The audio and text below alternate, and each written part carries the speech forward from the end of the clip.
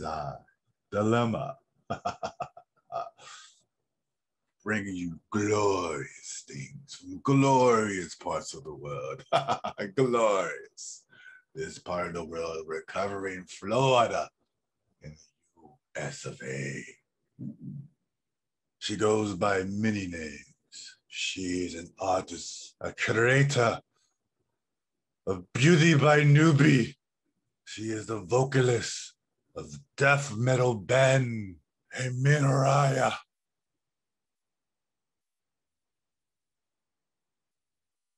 Her name is Niuvis Martin.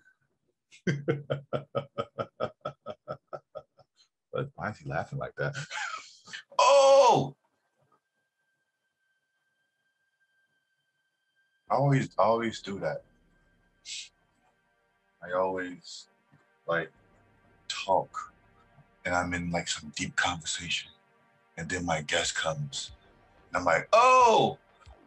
The people who know me, I've done that once before in public with She-Hulk during the Civil War times. It was awesome. Divine love. That's awesome. Hello. Hello. I'm trying to figure this out. That's cool. Take your time. I didn't realize I had to download this app. Oh, shit. Like, wait a minute. I don't have it on my phone? All right, now, okay, here we go. I'm too old for this shit. You're not too there old. We go. You're just late to the game. That's all. You're not Lord. You're just late to the game. It's like the best people are always the ones who come late to the party. Like, all right, people. I mean, I'm right on time. Fashionably late. How you doing? Good. Just had a good breakfast. I don't eat breakfast anymore. Savage. I just drink this lemon chai water in the morning. Interesting. Yeah, it detoxes you and purifies your body. And then after that, I do yoga. Oh yeah, I gotta get on that tip. I already did an introduction, but I want you to state your name and everything for the people out there in the cyberspace world who don't know who you are and don't know what you do, and we'll go from there. Cool. Well, I'm Niuvis Martin, also known as Newbie. I'm born in Cuba, raised in Miami. I've been an artist my whole life. I actually started as an oil painter very early on and progressed to photography, then music. I'm also a musician. And then now I'm a makeup artist. So pretty well-rounded. Yeah, I see that. Our mutual friend, Corey, shout out Corey.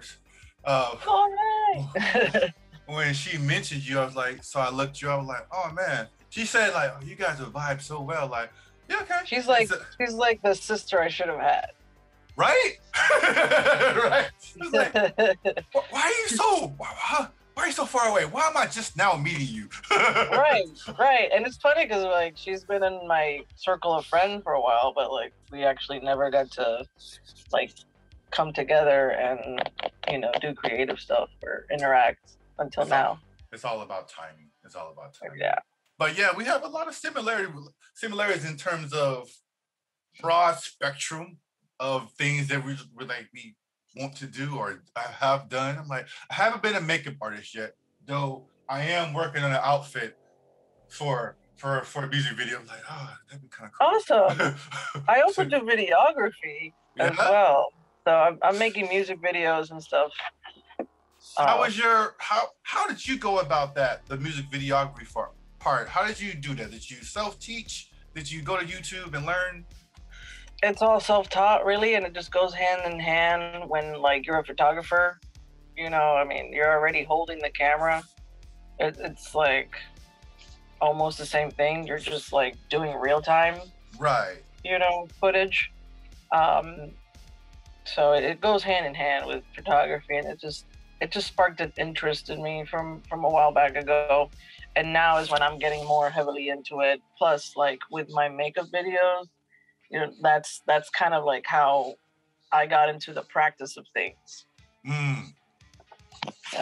So how did you when it came from your photography and then your videography, what did you think? Because when I went that transition, my thing was I want to. How did you come up with the idea of putting your thoughts into a movie picture? Like, what is your process of it? You know, how do you want your still photos to become animated, or is it vice versa? There we go, when you do your music videos, are you thinking still photos first, or you think you're already fluid version?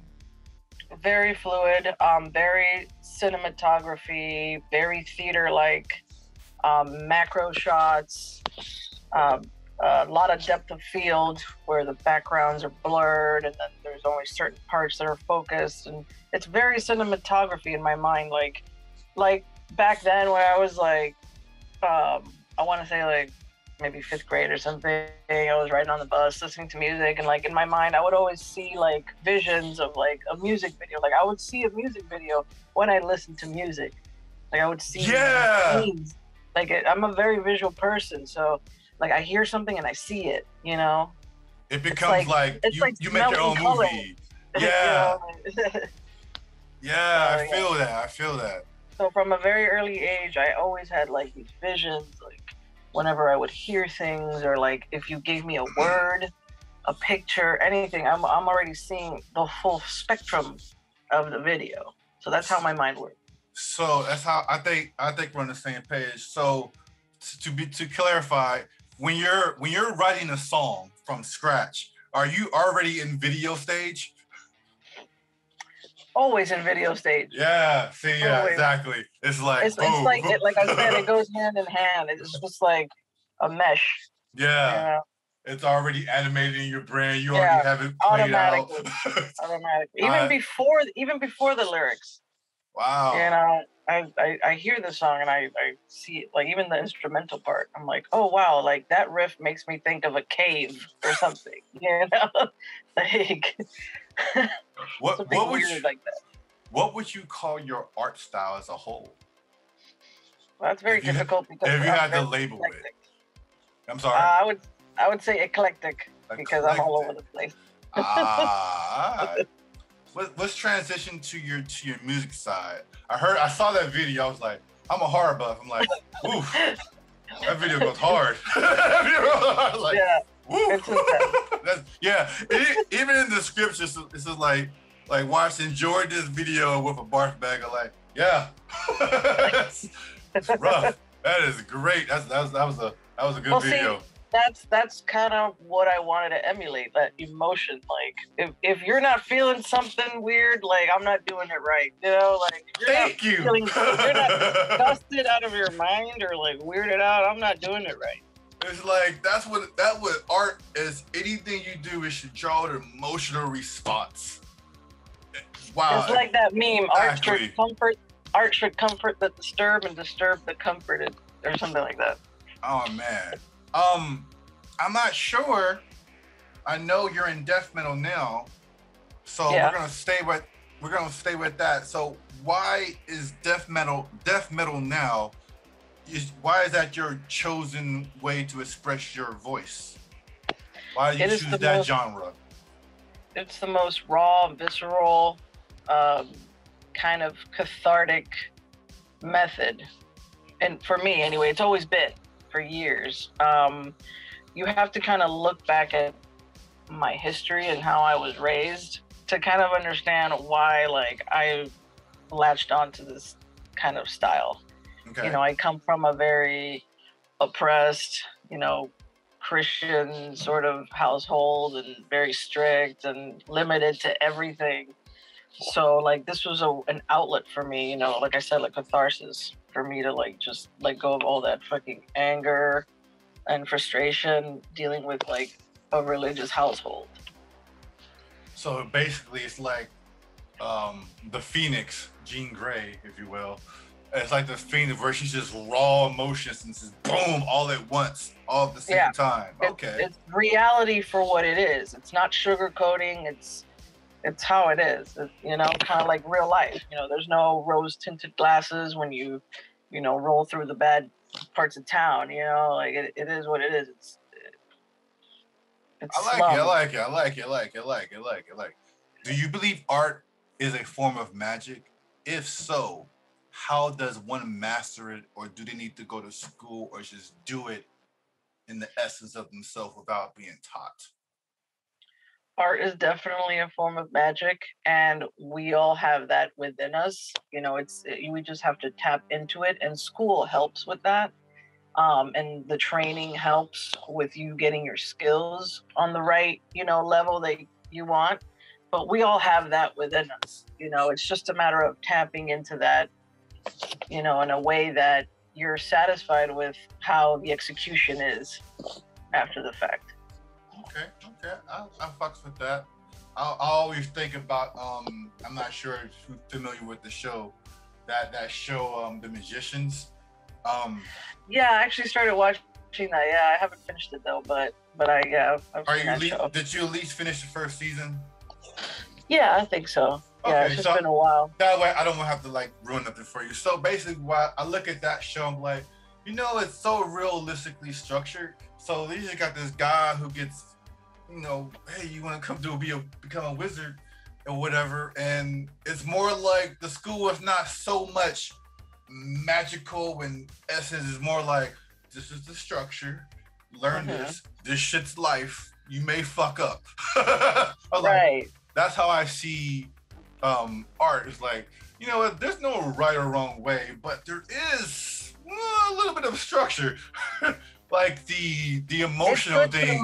It's good to learn. It's like when I first got into painting, the grueling process of doing still lives, I fucking hated it. I hated doing still lives, but it was necessary to, you know, to do the things that we were not comfortable with, because it helped us gain a better understanding of how things look, their shapes, the shadows, and it was just a technical sort of, you know, education, and it's necessary. As much as we hate it, it's necessary to help better our skills in that subject. 100% agree with that one. I'm gonna set up this picture, but while I'm setting up this picture, I'm gonna show you something.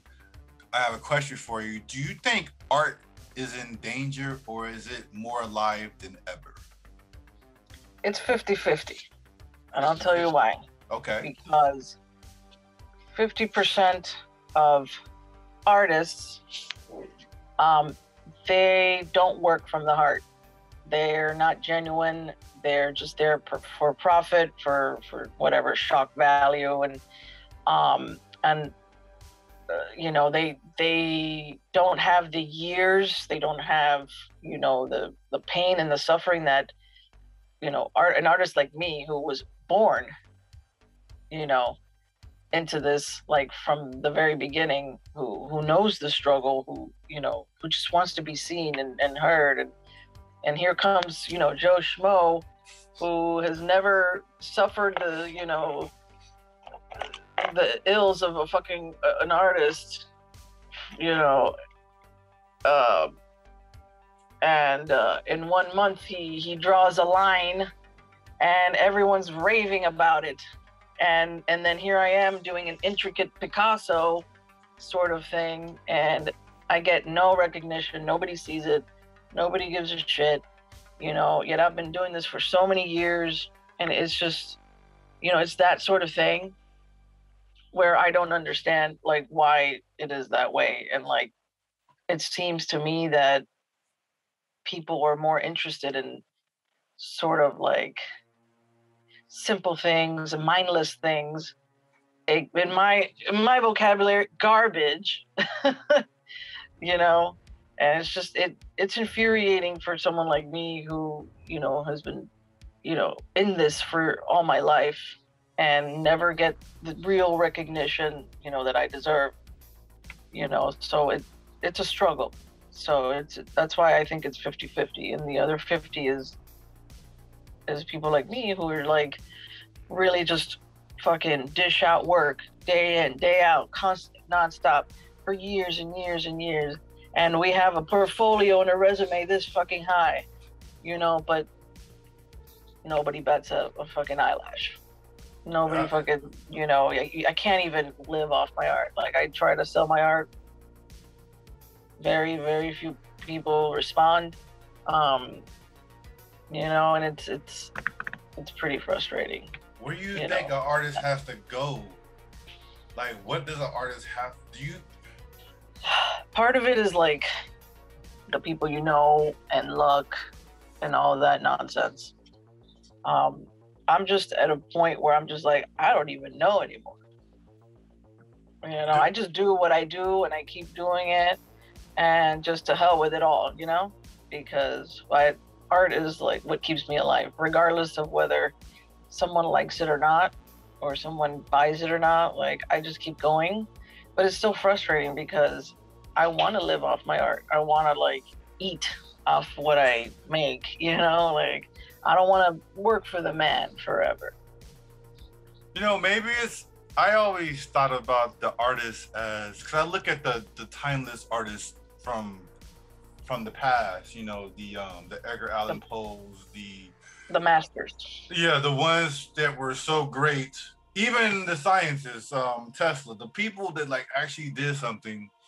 I look at them like, man, they did some really dope shit, and that shit was not fucking respected until they died. Until they died. Like, holy shit. Yeah. Like, what? That's the weird part, right? Like, why can't we appreciate artists' art while they're alive? You know, because they need that to survive. Well, like, I bet you the day I die, everyone's gonna be like, "Oh, I want to buy her art," and da da da. And I'm like, well, why didn't you buy it when I was alive? Well, here's the thing. My point is, my thing was, I don't think some artists, the great ones, the ones who actually doing it for just the mere sake of artistic value and trying to get some emotional response, I don't think they're the ones that, sad to say, are meant to be rich and famous. I think artists as a whole are a form of mutants, if you will. They have a special power, and they're oracles. So their art, whatever it may be, whether it's science, drawing, writing, whatever, is not meant for the people of the time. It's meant for the people in the future. True. Because I think we're living in the future. Yeah, we're living in the future. Like this video right here will be put. I'm not sure how familiar you are. This will be put on the blockchain, which, as it stands, cannot be deleted once it's put up. It can't be desensitized and all that shit like that. It's there to stay. Unlike some of our stuff that we put on Instagram and stuff, they'll flag it, they'll delete it, all that shit like that can happen on certain sites like Wax, or it can happen on Wax. I don't know most of the sites, but I know for a fact there's some places it can't be deleted. Once it's up, it's up. I've checked. It's crazy. Anyway, I just think that artists are a form of oracles, and we're meant, the ones that are actually doing it, to trigger an emotional response, to see how someone reacts. It's not meant for the now. Yeah. So I believe that's really, we're on the same level. We're on the same page for that. Yeah, and I don't think it's just to get a reaction out of people. At least for me, it's more of self-expression and how I feel, and I want to let that out to see if anybody else relates to that, and to a point where I could connect with others who relate to that feeling and that expression. You know, I think that's important, to connect with other people who, you know, get it. You know, it's not just like, oh, let me get a reaction because, you know, I did this, you know. Well, that's what technology has done. It allowed us to meet each other. Yeah, it's helped. No, we would never have passed each other, you know, paths if technology didn't exist, at least this form of technology, which I think is great. So I think artists, I really, you should like check out NFTs and stuff like that, because I think it will I've help. heard of that, and I just don't know what it is. I can't wrap my head around it yet. Don't worry about it too much in terms of trying to be the first one in, because it's right now it's a Wild West. I would just just like anything, like how going to school for art, you wanna finish school really fast, but at the same time, that journey, like you said earlier, it pretty much like, okay, I got it now. Now you can go. So the NFT space is pretty much the same in a sense. Like once the app or whatever creates that one button press thing where anybody could do it, like we do on TikToks and all that stuff, then that's when you should start diving more deeper. Just for right now, just keep your ears to the ground, see what's happening. I believe it's really great for artists. A lot of artists are making killer expressions. Digital art is more loved than ever, which is kind of cool. Because for the digital artists, just such as myself, I do traditional, but digital is way more easier for me. I guess. Anyway. I mean, like, I don't have the resources. Like, I don't have a what do you call that? The pad, right? Like right. the Wacom or whatever. Or I'm more traditional. You're analog. Then like, you know, when I scan my image, it becomes digital, and I have some sort of a range to play with it on like Photoshop and stuff once it's scanned. Like, that's like the extent of my digital side on, you know, my traditional works. But I know that if I were to actually get one of those like digital pads, like I would go ham on that shit. But like I got too much going on, you know, like it's just too much. My best friend, DeMar Douglas, shout out DeMar. I've known him since we were kids. He stayed on the path of a traditional artist. So he'd been doing traditional paintings and stuff for years. Yeah. And one day he hit me up and talked about going digital. I was like, you think digital's cheating? I was like, no, bro, you're the one still creating. You're still creating it, right? You're still the one drawing it. Like, it's you. And then, so fast, that was like about 10 years ago. And wow. Yeah. So 10 years ago, right now he, like you, he goes ham. He's just like, boom, boom, boom. I'm like knocking out pictures left and right. Like, I told you, bro. You're killing it. Like, if you already digital age, so it makes sense. Yeah. Let's talk about this painting. Is it this one? There's one of your paintings that it brings to mind what we're like talking about right now in terms of emotional response. Whether it's to get an emotional response or reaction, this is how I view I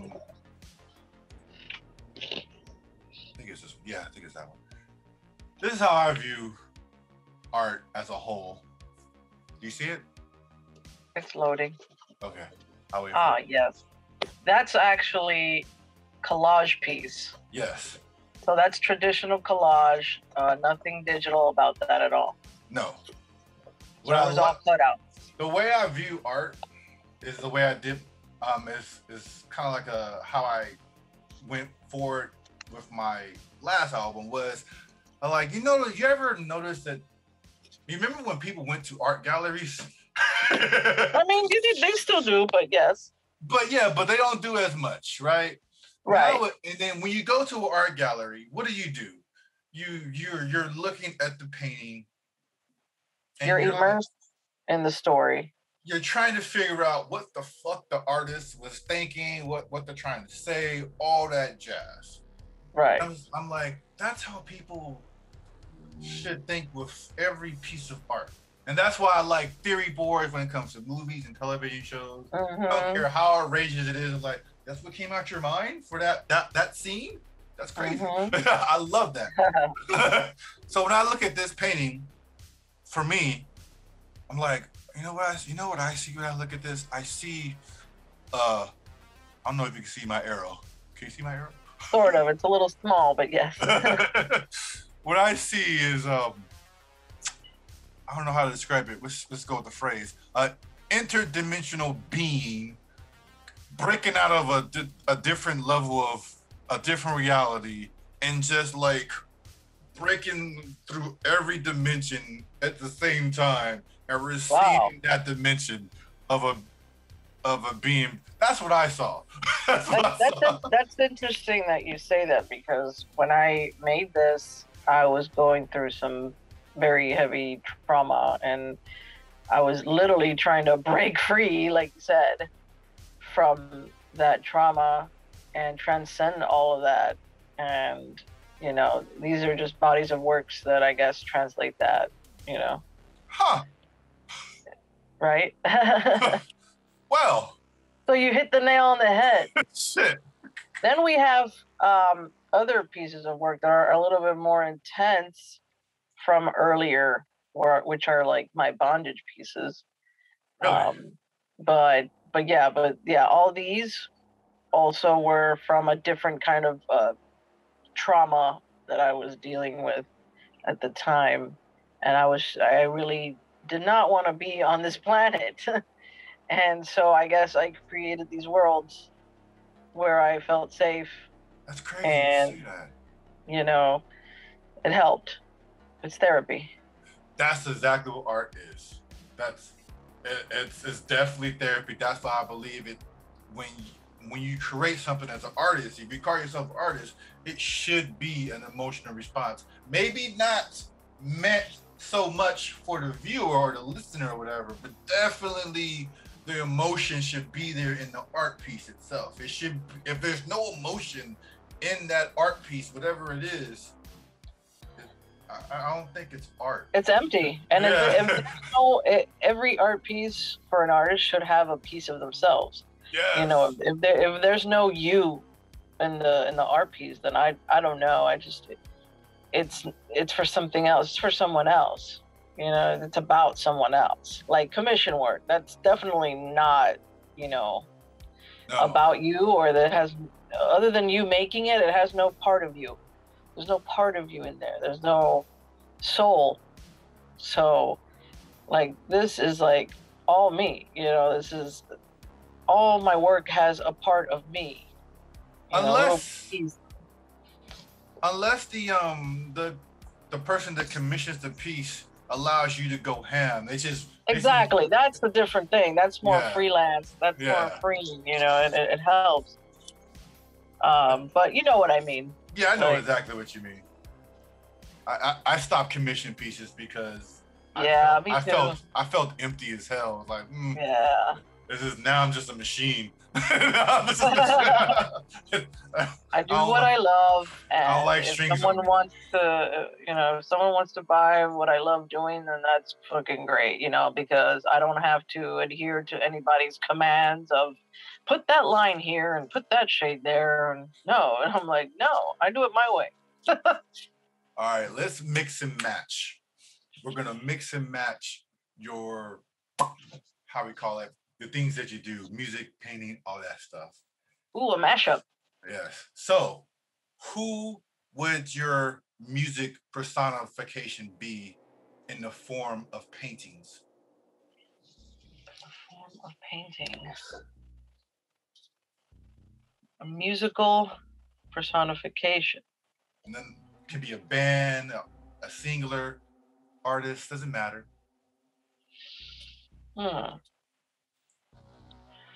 Gotta think on that one. Because I like so many things and I have so many styles, that's why it's so hard for me. Here we go. Here's a better idea. I'm gonna give you these two ideas. I'm gonna give you these two questions, and then we're gonna come back to them. So that you heard that first one. Here's the second question, because it's only two. The vice versa, who would the painter or illustrator be in the form of your music? Those are your two questions. It's a mix and match. Okay. All right. So Now we're gonna get serious. We're gonna get serious for a bit. Now, not too serious, not too sad. I don't like sadness. Well, without sadness, sometimes there's no good art. So. This is true. So we're gonna talk about real world situations. So, can you tell us what's going on in Cuba? Because I myself am unaware. Like, not unaware, but I'm unaware. You know? Yeah. So I know you are aware. I know you voice your opinions about it. Can you help the people elaborate what's happening? Yeah. For many years, the communist regime has, just treated its people very, very badly. They don't have anything to eat. They have no freedoms. They take things away, like communication. They're prisoners in the island, basically. And they're fucking fed up with that shit. So that's why they're putting up a fight. They're rioting, and they're letting their voices be heard, and they want that shit to end. They're human beings, and they deserve to fucking be free, like everybody else. Yes. It's not fair. There's no necessity for what they've been doing for the past 62 years. The injustice is so fucking great that that it's already, they don't even care if they die. Oh. They a lot of people are there. I have family there. I have a lot of family there, and they will fucking die to fucking fight for their freedoms, because that's how bad it's been. And people like me here, we've been raising awareness of all that, and it's unfortunate, like, we can't really intervene. We can't really just get on a boat or on a plane and go over there. Like, that might be really bad in the end.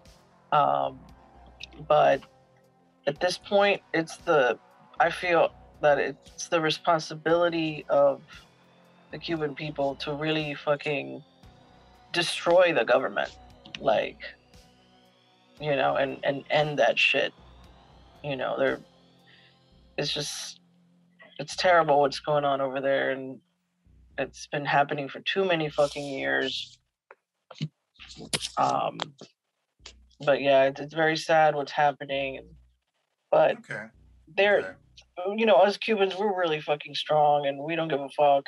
And if you're a government official and you're hurting someone else, and they see that, they will fucking kill that government official. Like, they will fucking, with their bare hands. Like, they don't even need weapons. Like, we have this fucking boiling blood within us. This warrior fucking passion, spirit in us. And like, if you do any injustice to our family or anything, like, we will come after you, government or not, president or not.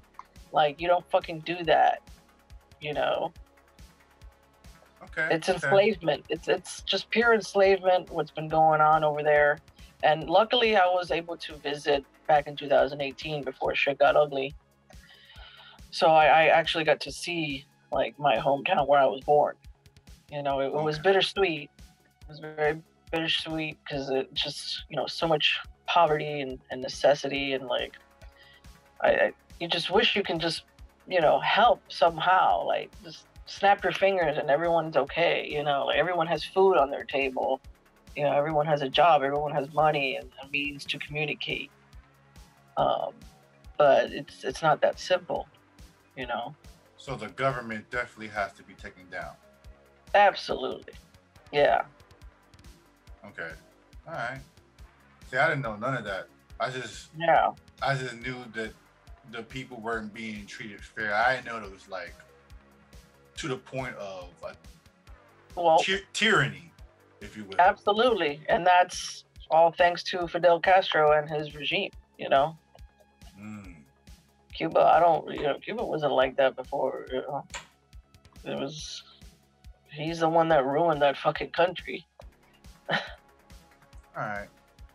All right. Let's bring up some positive things, and maybe this is segue into everything. As a human that lives on Earth, what does it take to share your voice in any form of artistic way? What does it take? What does it take? Courage? It takes suffering, Mm. pain, a lot of suffering, a lot of pain. A little bit of courage, yes, because I mean, depending on what I'm expressing, you know, I have sometimes have to be careful because I don't want to get banned. I don't want to get, you know, all that internet nonsense, you know, because like my shit is very fucking raw and rated R, rated sometimes. So like I can't always share it to certain platforms. Right. So right, I have to right. keep it to myself, which sucks because like, how is the world gonna see this shit? First of all, moving forward, you can share anything on this platform. This is not you. If you was worried about cussing or anything, don't. Okay, don't. Don't. I'm always cussing, so Don't. yeah. You speak your fucking mind. Well, damn right I will. I mean, look at the sign behind me. Yeah, I love it. I love it. It's all about that. It's all about that. Anyway, continue. Yeah. But yes, it takes, you know, a lot of beatdowns. Okay. A lot of, you know, blood, sweat, tears, and just experiences, not the good ones, you know. Definitely. So I know that I use art as a vehicle, you know, to help with letting go of these negative experiences, and seeing it on paper is like, here, a framed picture of my pain, of what I went through, you know, and it stays there. It can stay there. It doesn't have to stay within me anymore. It's here physically. Yes. It's there. This is a triumph. This is a trophy of what I, you know, went through, and, you know, I guess a saying like, okay, I made this and I didn't kill myself. That's a triumph for me. Oh my God, like, yes. You know, I'm glad I made this, because otherwise, if I didn't, I would have killed myself. Like, that's how bad it is sometimes. I've been there. It's like you said, it's like, it's almost as if that screaming that's inside your brain manifested itself into a physical thing. Wow. Yeah. That's actually, yeah, I fucked with that. It's like your demons, like you're possessed with this demon of pain, and you're just like vomiting it out, and then once it's out, once it's on physical paper, it's gone. It's out of you. You're exercising yourself when you make art. Do you think that has the same relationships with those screaming therapies sessions? Absolutely, same thing. And same thing with like what I do with death metal and with music and all that aggression, you know, that's let out during concerts. Like, those are my demons too. Those are everything's. That's actually interesting. So basically, you being an artist, you couldn't simply just go to a screaming session. Like, yeah, we all right, go in this room and scream into this pillow. Ah, it wouldn't be enough. You'd be like, yeah, I need colors too. Yeah. Yeah, okay. We're the what do you call them? The guns. What do you call it? The paintball guns. Yeah, you know? I need that shit. Like, boy, I need everything. I just can't scream. I'm going to scream. I'm going to scream as I shoot these colored balls. You know. Oh, that's actually really dope. I really like that, because that makes so much sense. So people should really understand that art truly is therapy, but since some people are not outwardly artists like such as people, so it works for them to just sit the screaming and pillable. For people who are like Right. 100% artists, yeah, everybody's different. Like you said, there's no rules and things like that. I just feel like some people are more genuine than others, and the people that are not genuine get the most, I guess, audience, get a bigger audience than the people who are a little bit more genuine, unfortunately, because the emotion is so raw, and they just don't want to deal with it, because that's their own shit that they're, seeing too. Like that's their demons. Like when other people see my demons, they don't like it because it's within them too, and they're in denial. Everybody has demons though. That's the funny thing. Yeah. It's but like people choose to be in denial that this is something that's part of them too. And then when they see it in me, like they get threatened. I don't know. It's that's funny. How I feel. Yeah, that's how I feel too. You speak of denial. There was somebody on the podcast last year during the mid of the pandemic. I listened to podcasts, and he said, the worst, the scariest person, in the world is, and like who? I forgot who said it. A person in denial. It was like, huh? Like, because a person in denial will deny the fucking realistic thing that's happening to them right in front of their face until it kills them. Right. It's like, yeah, that is scary. No matter what your belief is, oh man, that's a dragon. No, that's a dog. It's a dragon, but it's coming to kill you. Oh shit, it is coming to kill you. But I think it's a dragon. Perception. But it goes back to you choose that. People have a choice. People have a choice to whether they want to perceive a dog or a dragon. Like that's their choice. But the reality is the reality. You can't deny what it is. They're gonna kill you. They're gonna eat you though. It goes back to the show Loki with my Loki horns. In the message I like the board. horns. Thank you. In the show, I'm watching the show in the boards and stuff. People are like, man, this show is so boring. It's not like it is. I'm like, everybody who's in my mind state, I know it sounds like, or you just like people who's vibing with you, but I'm like, listen to what I'm saying though. The show is more story driven. It's setting up the long game for everything. Why don't you guys get it? You just want boom, boom, pow, pow. It's like everything can't be boom, boom, pow, pow. That's just it gets boring after that. It's too brainy. It's too brainy for them to like really focus. And some people have a short attention span, so it's not for everyone.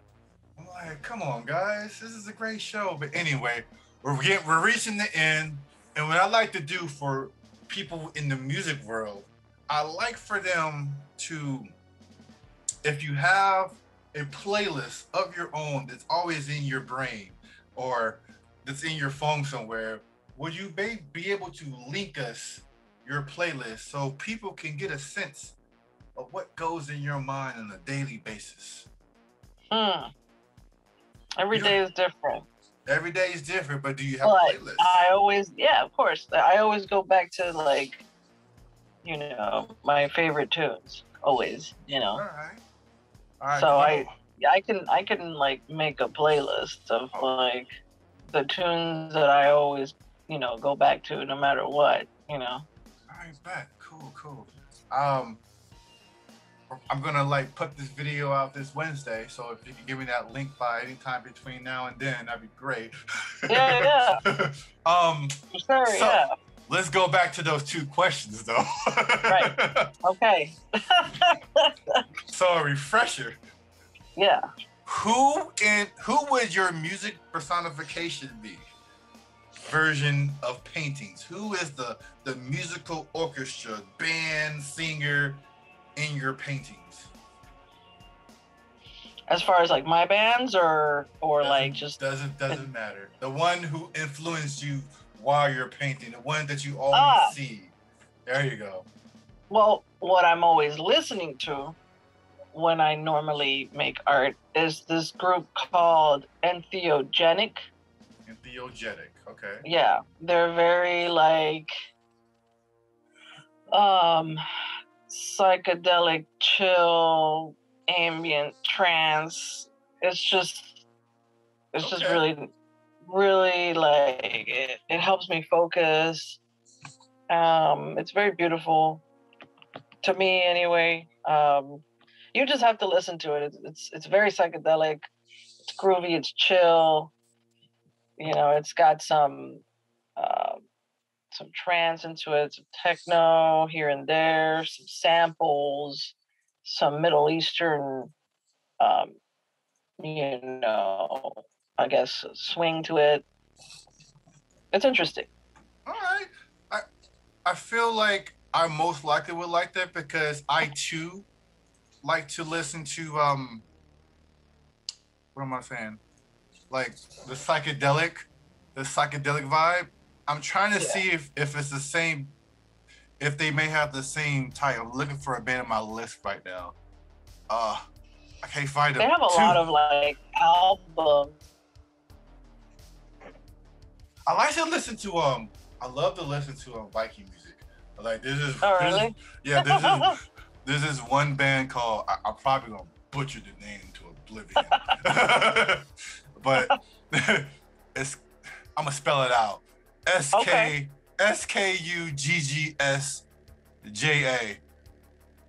That album is Skorusha. I don't know. Okay. I've never heard of that one. It's a really good. I pop that in. I'm just painting. I'm just like in my melody and shit. Really good band. That's awesome. Yeah. And it also. Go ahead. Yeah, it also depends on like the artwork I'm making. Like if I'm doing something related to, let's say like a few months back, I did artwork based on one of my favorite bands' album cover. Okay. So I was playing their music in the background as I'm painting their album on my face. Like that sort of like. You immerse yourself in it. I immerse fully in it, like that sort of thing. I like that. You know?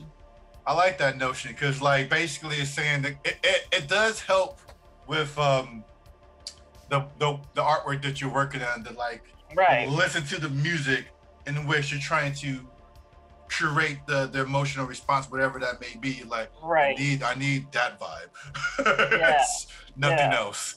You don't want to paint something pretty and then everything is just be death and destruction. The music. I mean, it'll work. It'll be something new, but depending on the expression that you're trying to say, you may need that.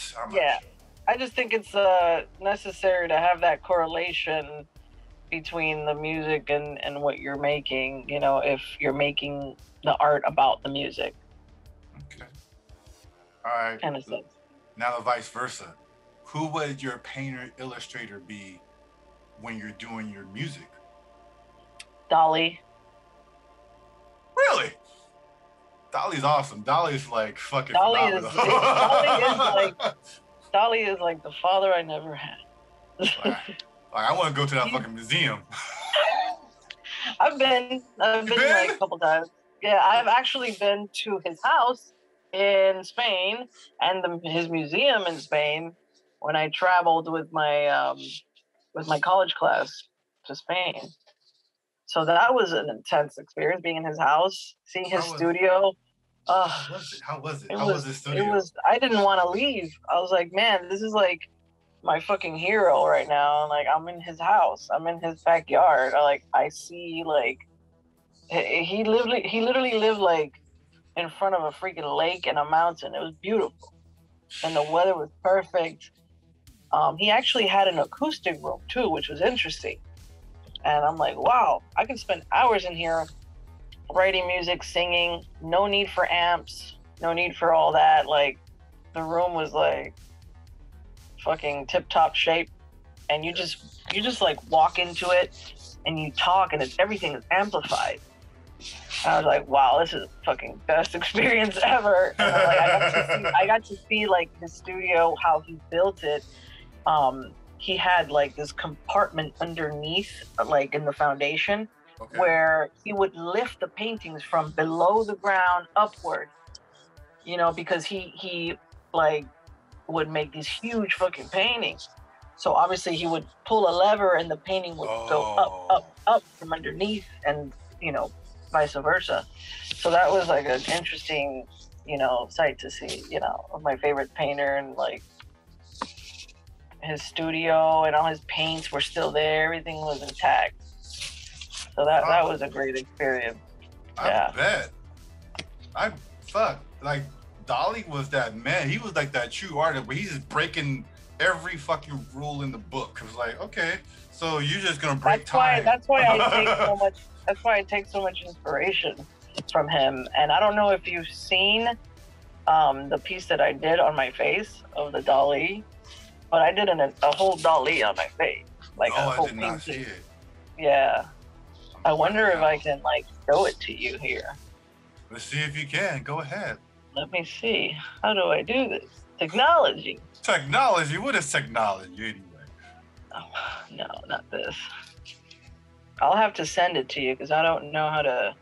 All right, yeah, send me to it. Because what I'll do is I'll add that to the video. Oh, there's a chat here, right? When I edit it. There's a little chat. I wonder. I can't send pictures though. But yeah, I'll show it to you, and you'll see what I mean. But yeah, he's one of my biggest influences, and he reminds me of myself because he's so eclectic too. And like when I went to the museum in Spain, I've seen like works of art from his that I've never seen before. I'm like, whoa, I didn't even know he did this. And then every day I'm finding out new paintings that he did. I'm like, how did you even have the time to do this? Like, what? Like, I thought I was prolific, but this guy, nah, he takes the cake.